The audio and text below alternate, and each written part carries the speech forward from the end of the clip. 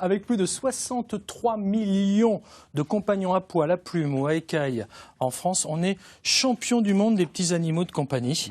Je pense que ça ne va pas déplaire à Orlag qui est là et à notre veto qui est avec nous. Ce qu'on ne sait pas forcément, c'est qu'on peut assurer son chien, son chat, son animal domestique. Quand on dit assurer, ça veut dire quoi, s'il vous plaît, Jean-Jacques ? La définition de l'assurance, en fait, c'est de couvrir financièrement le risque imprévisible. Ça veut dire que tout ce qui est potentiellement déjà programmé, je vais prendre l'exemple du bulldog français, qui est un animal qui a des problèmes de respiration, qui sont liés à sa configuration particulière faciale et qui nécessite très régulièrement en fait des chirurgies correctrices pour avoir une ouverture plus importante de ses voies aériennes respiratoires supérieures. Eh bien, cette opération ne sera pas prise en charge par l'assurance parce que c'est un risque qui est considéré comme prévisible. Pour être sérieux un tout petit peu, Jean-Jacques, parce que je m'amuse aussi avec Orlag, comme ça pendant ce temps-là, il ne fait pas de pieuvre, bruit. Voilà, ça c'est pas Orlag, c'est la pieuvre. C'est une jolie pieuvre. D'accord. Dites-moi, est-ce que ça fonctionne comme pour les humains finalement ? Nous, on a des mutuelles, par exemple, c'est-à-dire qu'on va chez le médecin, on est remboursé, il y a des franchises, il y a des plafonds, etc. Ça fonctionne pareil pour les animaux ? Alors, le concept est le même, puisqu'on retrouve les assureurs dans leur modèle de fonctionnement, avec des plafonds d'assurance, une cotisation, des franchises. Et ce qui va faire une grande différence, puisqu'on parle de mutuelle, c'est la mutualisation du risque. Alors, la mutualisation du risque en France est très très courte, puisqu'on a une culture de la sécurité sociale automatique et que les gens n'ont pas spontanément cette idée de devoir assurer leur animal de compagnie.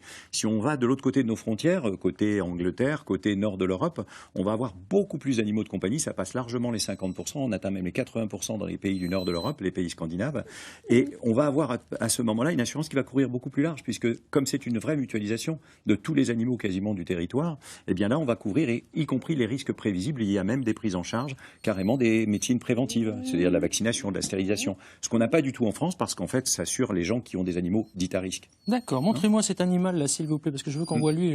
Oui, plus nous on s'en fiche un petit peu. Nous sommes des faire-valoir. Voilà. Un peu comme le marié dans les mariages. C'est ça, c'est ça. Ça se passe comment si j'amène mon animal chez le veto, concrètement ? Allez, alors d'un côté, j'ai pas de mutuelle, de l'autre, j'en ai. Si j'ai pas de mutuelle, je paye, tout simplement. Voilà. Tout à fait. Si j'ai une mutuelle ? Si vous avez une mutuelle, vous payez aussi. Simplement, l'assurance va vous rembourser derrière. J'entends des petits rires derrière sournois. Alors, parce que, en fait, nous avons, une réglementation en France qui interdit aux vétérinaires d'avoir un lien direct avec l'assureur. C'est-à-dire qu'on ne peut pas avoir une prise en charge directe de l'assureur des frais vétérinaires. Donc, le client doit systématiquement payer sa facture et cette facture va lui être remboursée. Alors, il y a certaines mutuelles qui contournent ce risque en faisant une carte de prépaiement, ce qu'ils appellent. Donc, le vétérinaire est payé avec cette carte, mais le client n'est pas débité. Et le client ne sera débité que lorsque le dossier sera traité par l'assureur.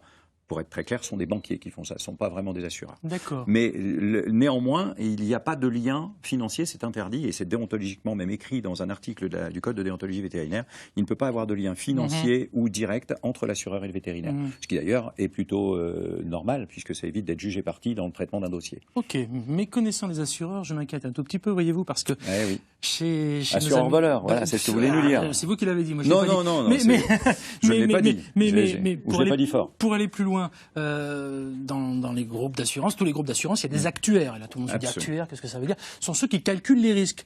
Pour que finalement, eux, ils nous remboursent moins, mais que nous, on paye plus. Donc tout ça pour vous dire que j'imagine que si j'amène mon chien qui a une dizaine d'années et que je commence à souscrire une mutuelle à partir de cet âge-là, ça passe pas. N'est pas possible. Bah oui, à partir de quel moment on peut souscrire une mutuelle ? Alors, trop facile, autrement. En gros, plus vous souscrivez tôt, plus vous aurez une prime, on va dire, basse. Puisqu'en fait, l'assureur va mutualiser ce risque au fur et à mesure du temps. Et en gros, un chien jeune un petit Orlag va coûter beaucoup moins cher à 4 mois qu'à 12 ans. Ouais. Et donc, à partir du moment où il a été assuré toute sa vie, cette cotisation qui a été payée au fur et à mesure de la vie de ce chien va permettre effectivement de financer les soins de l'âge mûr. Un peu comme une capitale retraite, on va dire ça comme ça. Mais ce qui fait grandement la différence chez les assureurs pour nos animaux de compagnie, ça va être en fait l'origine de l'assurance. Et on parlait tout à l'heure de banquiers assureurs, on va avoir effectivement des compagnies dont l'objectif, en prenant un animal de compagnie, c'est de vous vendre en même temps l'assurance pour la maison, pour le truc, et qui ne sont pas du tout des spécialistes. Il y a même parfois même pas un vétérinaire au sein du groupe technique qui traite les dossiers, ce qui nous pose d'énormes problèmes. Alors que vous avez des compagnies, enfin une particulièrement qu'on ne nommera pas puisqu'on n'a pas le droit de donner de nom, qui en France aujourd'hui est le leader et dont les dossiers sont traités par des ex-assistantes vétérinaires, donc on travaille en cabinet, et dont les comités techniques sont des vétérinaires. Donc on a quelque chose de beaucoup plus pertinent et de beaucoup plus adapté. Vous savez qu'on est copains avec Orlag, hein, tout à fait. Visiblement. Faites attention à votre nez. Quand même. Oui, non, c'est rien. Non, mais c'est sûr pour le maquillage parce que le coup de langue va être fatal. Vous sous-entendez que je suis maquillé? Pas du tout, absolument pas. On est beau naturellement. naturellement. Tout ça. Absolument. Dites donc. Surtout lui, d'ailleurs. Oui, il est bien maquillé d'ailleurs. Je vous le montre parce que quand même c'est lui qu'il faut qu'on voit, nous on s'en fout un peu. Non, sérieusement, pour revenir sur le prix, attendez, on va tourner ça comme ça. Voilà. Hop. Quand je dis ça, c'est le chien. Hein. Dites-moi, combien ça coûte une mutuelle, sérieusement là, en moyenne? Alors la moyenne, il n'y a pas de moyenne réelle, ça va dépendre de plein de choses. C'est comme quand vous assurez votre voiture, vous assurez pas une Twingo au prix d'une Ferrari. Donc en fait, un chien à haut risque, on parlait tout à l'heure du bulldog français, va avoir une prime d'assurance beaucoup plus élevée, par exemple, qu'un berger allemand, qui est un chien considéré comme avec un risque bas. Ça, c'est déjà une première chose. Seconde chose, vous allez avoir différents paliers de prise en charge. Des prises en charge de base, où on va prendre le risque, par exemple, chirurgical ou accidentel, et puis des prises en charge globales dans lesquelles on peut même intégrer une certaine partie du budget de prévention, où il va y avoir une enveloppe consacrée à la prévention, la vaccination, la stérilisation ou autre.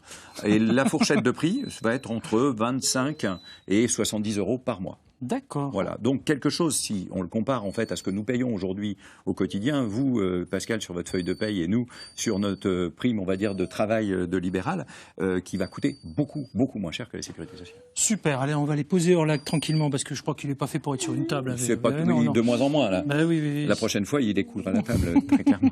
Bon, en tout cas, il grandit, hein, ça c'est bien.